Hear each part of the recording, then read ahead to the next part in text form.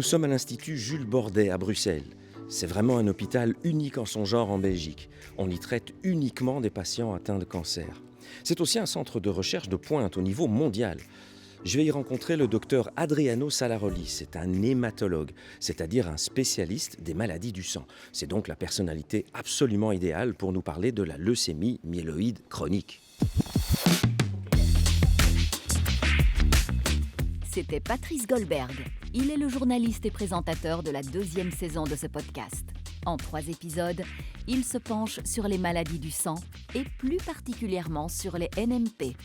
Il s'agit d'une initiative de la maison de production Tamara Twist, rendue possible grâce au soutien de Novartis. Docteur Salaroli, bonjour, Patrice Goldberg. Enchanté, Merci bienvenue au beaucoup. Bordet. Oh, c'est très gentil, merci beaucoup de nous accueillir. Super, on peut monter tous ensemble, venez avec moi.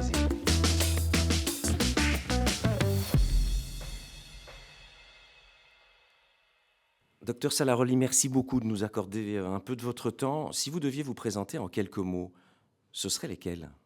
Je suis hématologue. Hématologue, ça veut dire que je suis le médecin qui s'occupe de problèmes de la moelle osseuse, surtout dans mon cas de cancer de la moelle osseuse. Je suis le médecin qui accompagnera mes patients le long de leur parcours de maladie, donc vraisemblablement... Maladie du sang, donc. Maladie du sang, tout à fait. Vraisemblablement pour le reste de leur vie, pour assurer qu'ils puissent vivre avec leur pathologie, mais avec la meilleure condition possible, qualité de vie et durée de vie. Et vous allez les accompagner pendant un certain temps. Tout le temps nécessaire, certaines fois ça sera à vie. Et vraiment, mon objectif, c'est de leur permettre d'arriver à accomplir tous les objectifs qu'ils avaient dans leur vie. On est ici pour parler de la leucémie myéloïde chronique. Alors, on sait que leucémie, c'est une maladie du sang. Chronique, on comprend aussi plus ou moins ce que ça veut dire. En revanche, myéloïde, c'est peut-être un peu plus compliqué. Dès lors, c'est quoi les cellules myéloïdes ? Mais alors, la leucémie myéloïde chronique est, comme je viens de dire, une pathologie de la moelle osseuse qui touche surtout ce qu'on appelle la lignée myéloïde. C'est une des possibles lignées des globules blancs que nous avons tous au niveau de la moelle osseuse. Cette pathologie est une pathologie chronique. Ça veut dire que c'est une pathologie qui n'est pas, au moins dans sa phase initiale, agressive. Et c'est une pathologie qui va accompagner nos patients vraisemblablement pendant le reste de leur vie. Dites-moi, est-ce qu'on peut dire que les cellules myéloïdes font partie des cellules immunitaires produites donc par la moelle osseuse ? Toutes les globules blancs font partie du système immunitaire. Et donc, effectivement, il s'agit d'une pathologie qui touche le système immunitaire de nos patients. Dans un premier temps, ils ne vont pas être impactés de façon significative. Ils n'ont pas un risque accru de faire des infections, comme on pourrait avoir dans des pathologies plutôt aiguës, comme dans des leucémies aiguës. Ce risque existe si la pathologie n'est pas prise en charge de façon correcte pendant des années. Pourquoi la leucémie myéloïde chronique peut-elle être qualifiée de, attention aux gros mots, le syndrome myéloprolifératif, c'est-à-dire SMP ? Eh bien, ce gros mot, c'est une grande famille où on a plusieurs pathologies. La leucémie myéloïde chronique est en gros la pathologie dans cette famille qui est caractérisée par une forte augmentation du taux de globules blancs. À savoir, la plupart de nos patients, quand ils découvrent leur pathologie, n'ont pas du tout de symptômes. Ils font une prise de sang pour une raison XY et ils découvrent « Waouh, j'ai beaucoup de globules blancs. Mon généraliste m'a dit qu'il faut que je voie un hématologue. » Et voilà comment ça commence le parcours pour la plupart de nos patients. Que se passe-t-il à l'intérieur du corps quand ces cellules prolifèrent, je dirais, de manière anormale, anarchique ?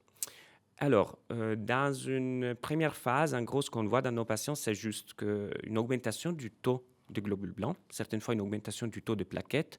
Tout ça est dans la plupart du cas complètement asymptomatique. Le patient ne sent absolument rien.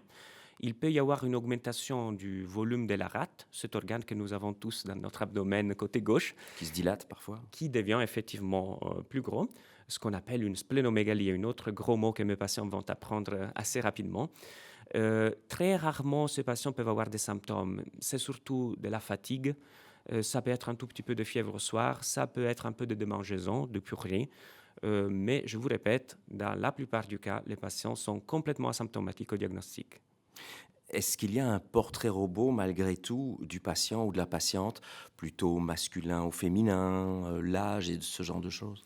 Alors, c'est une pathologie avec une moyenne d'âge au diagnostic aux alentours de 65 ans. à savoir que c'est qu'en donnée moyenne. Donc, il peut y avoir des patients qui sont diagnostiqués très jeunes. J'ai des patients de 18 ans, comme j'ai aussi des patients de 93, 94 ans qui arrivent dans ma consultation régulièrement. Ce sont surtout de patients que, comme je viens de vous décrire, font une prise de sang, peut-être parce qu'ils doivent faire une petite opération, parce qu'ils font leur check-up annuel avec leur médecin traitant, et ils découvrent qu'il y a quelque chose d'anormal au niveau de cette prise de sang, et le généraliste tout de suite s'inquiète, parce qu'il voit qu'il y a un problème au niveau des globules, et donc il dit « Monsieur, il faut voir l'hématologue ». Est-ce qu'il y a des questions de genre qui entrent en ligne de compte, plus d'hommes ou de femmes qui sont touchés ou pas? Légèrement plus représenté chez les hommes, mais la différence n'est pas significative. Donc il n'y a aucune explication à ça?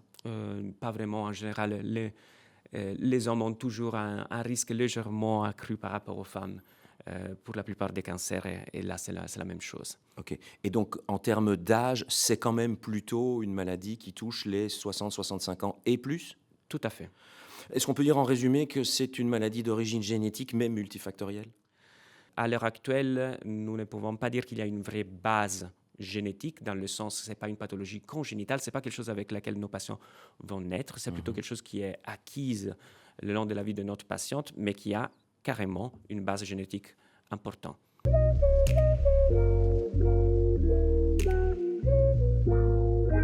Alors, vous avez parlé d'asymptomatisme. Oui. La plupart du temps, il n'y a pas vraiment de symptômes. Donc, il n'y a rien qui peut alerter les éventuels futurs patients. Mais moi, ce que je conseille, c'est de surveiller ce qu'on appelle les symptômes constitutionnels, les symptômes B, qui sont des symptômes qui peuvent être présents dans pas mal de pathologies hématologiques, notamment une perte de poids non expliquée sur les derniers 6 mois, des transpirations nocturnes particulièrement importantes, de démangeaisons ou l'apparition de fièvre en l'absence d'infection. Lorsque des symptômes finissent par apparaître, est-ce que vous avez des trucs, des astuces, je dirais, pour contrôler des symptômes? Alors, la clé est la correcte prise en charge de la pathologie, parce que dès qu'on prend en charge la pathologie, les symptômes vont disparaître. Il peut y avoir de cas plus rares où, malgré l'initiation d'un traitement adéquat, le patient garde encore certains symptômes, notamment des transpirations nocturnes, une fatigue importante. Eh bien, pour tout ça, on peut adapter nos traitements, on peut donner des traitements supportifs, on peut mettre en route un suivi avec ce qu'on appelle par exemple un coach fatigue. Donc toute une série on va dire, d'attention d'un point de vue médicamenteux, mais aussi de support d'autres collègues qui peuvent vraiment améliorer la qualité de vie de nos patients. Alors parmi les gens qui vous écoutent, il y a forcément des patients qui ont envie de partir en vacances, que ce soit l'été ou l'hiver. Est-ce qu'il y a aussi des trucs et des astuces à connaître, par exemple pour un vol en avion? Est-ce que c'est contre-indiqué ou pas? Voilà. Ce genre de questions très concrètes vous est souvent posées, j'imagine. Quelles sont vos réponses? Mais alors, c'est très simple. La première chose à faire, c'est qu'il faut en parler avec votre médecin. Tout simplement parce qu'il faut être sûr, au cas par cas, des différentes attentions qu'il faut prendre. Dans la plupart du cas, nos patients vont pouvoir vivre une vie tout à fait normale, vont pouvoir prendre leur avion, même pour l'autre côté du monde, du moment où ça a été discuté avec leur médecin. Les questions plus fréquentes, c'est surtout mais comment je vais transporter mon médicament? Alors, certaines fois, les médicaments doivent être transportés à des températures contrôlées, donc certaines fois, une petite bourse frigo peut assurer ça. Certaines fois, on peut avoir des problèmes pour passer les contrôles de sécurité avec des médicaments. J'allais vous poser la question. Une petite lettre de votre médecin pour assurer de ne pas avoir des problèmes lors du contrôle de sécurité. Dans certains cas, on pourrait proposer à nos patients de se lever fréquemment le long d'un voyage, parce que le fait de rester trop longtemps assis pourrait augmenter le risque de faire des caillots, des thromboses. Et certaines autres fois, mais la plupart du temps, ce que je réponds aux patients qui me demandent est-ce que vous êtes d'accord que je parte? Moi, je dis bien sûr, vous devez vraiment vous amuser, vous devez vivre une vie normale, comprendre qu'il y a une pathologie, mais que cette pathologie est, dans la plupart du cas, tellement bien contrôlée que votre objectif, c'est vivre une vie normale.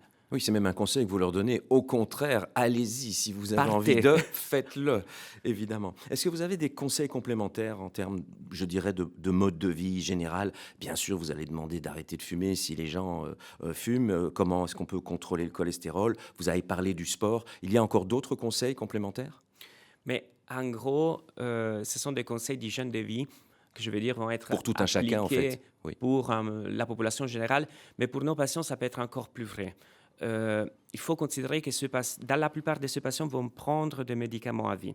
Même si ces médicaments ne sont pas du tout de chimiothérapie, on parle que de traitements ciblés, même ces traitements peuvent avoir des effets secondaires. Et notamment d'un point de vue cardiovasculaire, on doit être vraiment très attentif. Donc, arrêter de fumer, réduire le cholestérol, et ça, on y arrive avec un régime adéquat, avec une activité physique adéquate, certaines fois avec des médicaments, la réduction de la tension artérielle. Tout ça, on doit absolument le mettre en route. La première étape, c'est que le patient doit être conscient de l'existence de ces facteurs de risque. La deuxième étape, c'est trouver la volonté d'améliorer tout ça. Et certaines fois, comme dans notre cas, on a la chance d'avoir aussi ce qu'on appelle des cardio-oncologues, donc des cardiologues qui sont spécialisés dans la prise en charge de ces possibles complications qui nous aident beaucoup pour améliorer l'outcome final, donc l'amélioration des différents facteurs de risque cardiovasculaire de nos patients. Alors justement, à propos des traitements, il y en a aujourd'hui qui existent, qui obtiennent des résultats très, très, très favorables. Est-ce qu'on peut dire que l'espérance de vie aujourd'hui de quelqu'un qui a cette maladie est similaire à l'espérance de vie de la population générale? Mais je vais vous dire encore plus, pour la catégorie des patients qui obtiennent des réponses moléculaires profondes, donc en gros les patients qui répondent très bien Au traitement? oui. L'espérance de vie est considérée supérieure par rapport à celle de la population générale. Comment? Mais tout simplement parce que c'est une population qui est hautement suivie, en général dans des centres universitaires qui font des check-ups réguliers. Et donc, on termine pour devenir vraiment de deuxième médecin généraliste avec la capacité de détecter d'autres problèmes de façon extrêmement précoce. Et donc, en fait, avec des modes de vie qui s'améliorent, c'est aussi un des facteurs qui fait qu'on a cette espérance de vie meilleure que la population générale qui se laisse peut-être encore plus aller. On a une capacité de détection précoce de toute une série d'autres problèmes qui peuvent arriver, qui ne sont pas du tout liés avec la leucémie myéloïde chronique, qui nous permet en gros de prendre en charge de façon extrêmement précoce toute une série de pathologies qu'autrement la population générale peut-être ne découvrirait pas avant 2-3 ans. Et ça, c'est un avantage clé. Oui, c'est une prise de conscience aussi. Tout à fait. Ça nous permet d'aider nos patients à démarrer les traitements corrects bien plus rapidement. Alors l'un des buts des traitements, sinon le but essentiel des traitements, c'est d'éviter d'arriver à une évolution vers une leucémie aiguë. Ça marche dans un pourcentage important de cas? Aujourd'hui, on ne voit presque plus de phase aiguë de leucémie myéloïde chronique. On est heureusement dans une situation de luxe.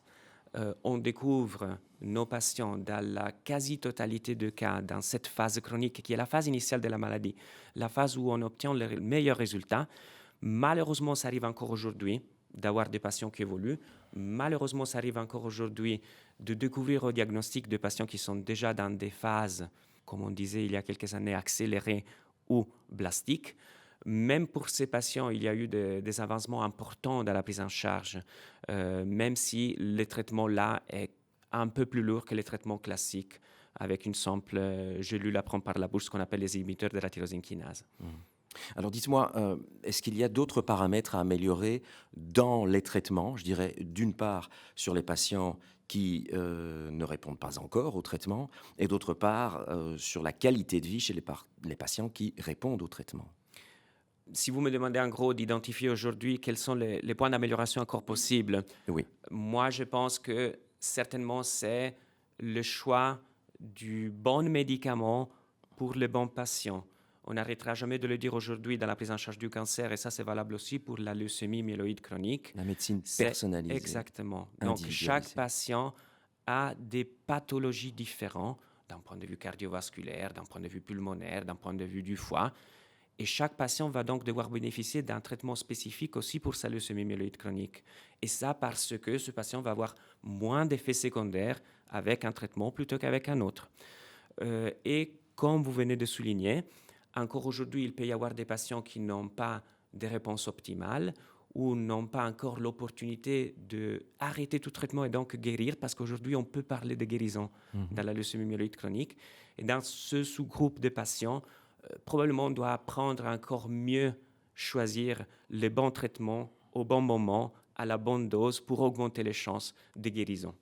Est-ce que vous avez un pourcentage de gens dont on peut dire, parmi vos patients, qu'ils sont guéris? On estime qu'on a plus ou moins 50% de nos patients qui rentrent dans les critères d'arrêt du traitement qui ne vont pas rechuter, qui donc vont guérir de leur pathologie.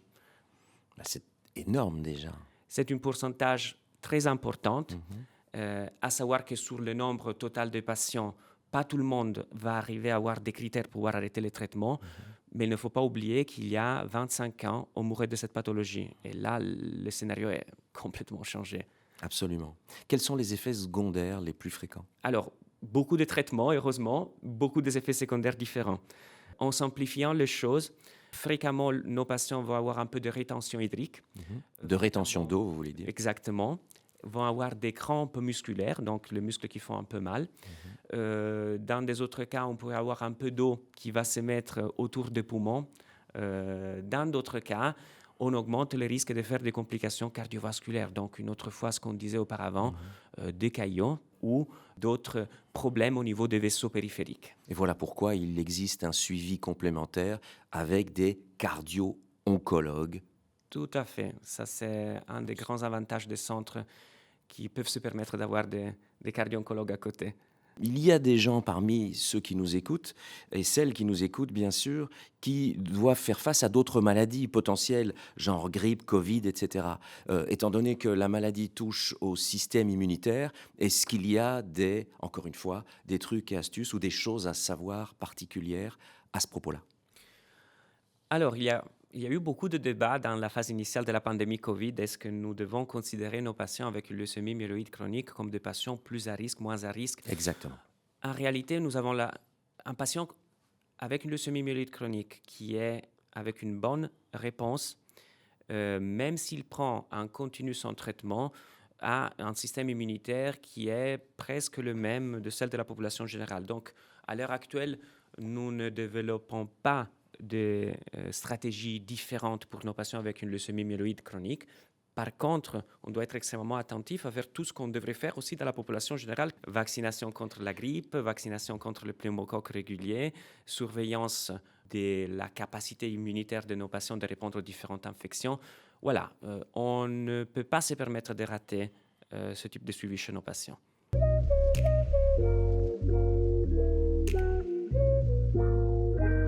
Je pense aussi qu'il y a une grande importance de la communication avec les patients aux différents stades de la maladie. Dès lors, est-ce que vous auriez quelques, je dirais, des anecdotes ou des expériences vécues assez exemplaires de ce qui fonctionne bien en matière de communication? Mais bien, je pense que déjà le fait qu'on est là aujourd'hui en train de parler pour nos patients montre qu'on a vraiment réalisé qu'un patient qui est informé, un patient qui va en final être mieux soigné, qui va se faire mieux soigner. Donc, la communication est un facteur clé. Elle commence du départ, donc de notre première secrétaire qui va répondre au téléphone quand le patient ou le généraliste appelle pour fixer les rendez-vous, au niveau des différents livrets, brochures qu'on peut donner à nos patients lors de la première consultation, à la capacité de notre organisation de prévoir plus que les 30 minutes canoniques pour une consultation quand on voit un patient la première fois, à la disponibilité de ce qu'on appelle les XO, donc les infirmières coordinatrices en soins oncologiques, pour répondre aux questions de nos patients quand ils rentrent à la maison, parce qu'on sait, mais première fois, je vais prendre 1 heure pour parler avec mes patients, pour leur expliquer leur pathologie. Vraisemblablement, ils vont pouvoir retenir 20% de tout ce que je dis, et c'est tout à fait normal.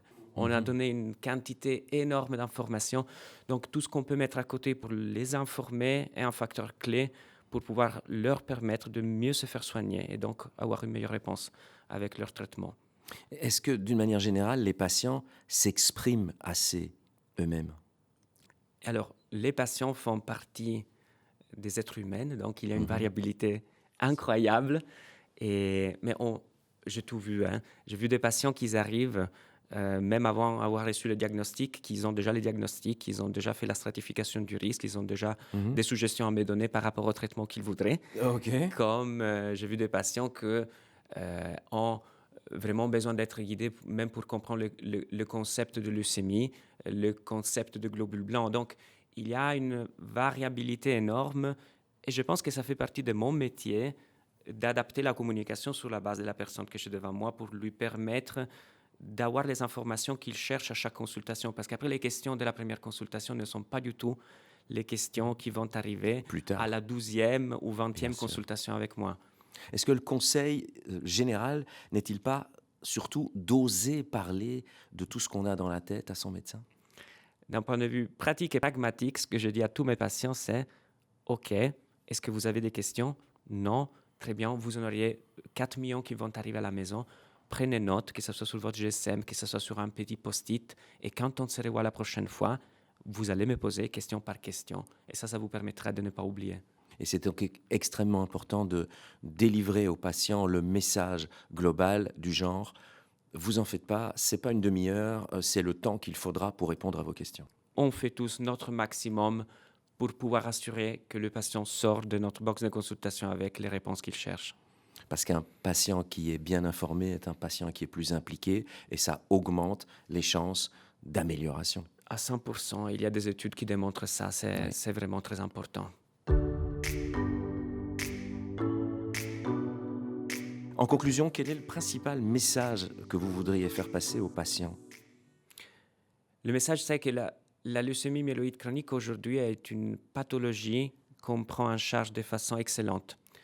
Il y a un pourcentage de patients qui peuvent guérir et il y a un pourcentage encore de patients qui malheureusement n'obtiennent pas par contre de bonnes réponses. Il faut absolument qu'ils soient pris en charge dans des équipes qui ont une expertise adéquate, donc une expérience dans la prise en charge de cette pathologie, parce que pour le premier groupe, on peut augmenter le nombre de patients qui vont pouvoir guérir, et pour le deuxième groupe, on peut éviter de leur donner trop de toxicité en choisissant le bon médicament. À chaque fois, essayez de pousser la réflexion le plus loin possible pour donner le traitement parfaitement adéquat au patient X qui sera totalement différent du traitement que recevra le patient Y. Le traitement est chaque fois personnalisé et il ne faut pas se contenter. Certaines fois, quand je parle avec des collègues qui font un peu l'hématologie générale, je les entends parler « Ah bon, leucémie myéloïde chronique, mais on donne toujours ces 2-3 médicaments et il n'y a pas de problème. » Non, il ne faut pas se contenter d'obtenir un résultat de base. Il faut viser la guérison, il faut viser l'absence de toxicité. Ça, c'est notre job. Je vois que vous avez un sourire quasiment permanent quand vous parlez. J'imagine que c'est la même chose quand vous avez un patient devant vous. C'est magnifique.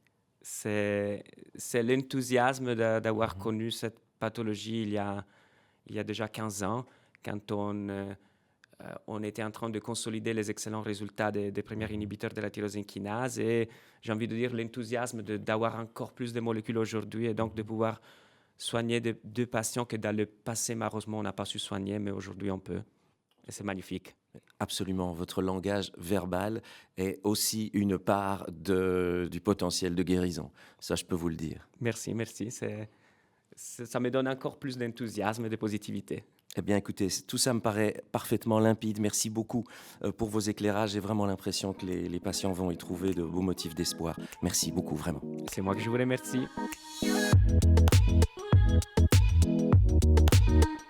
Aimez-vous ce podcast?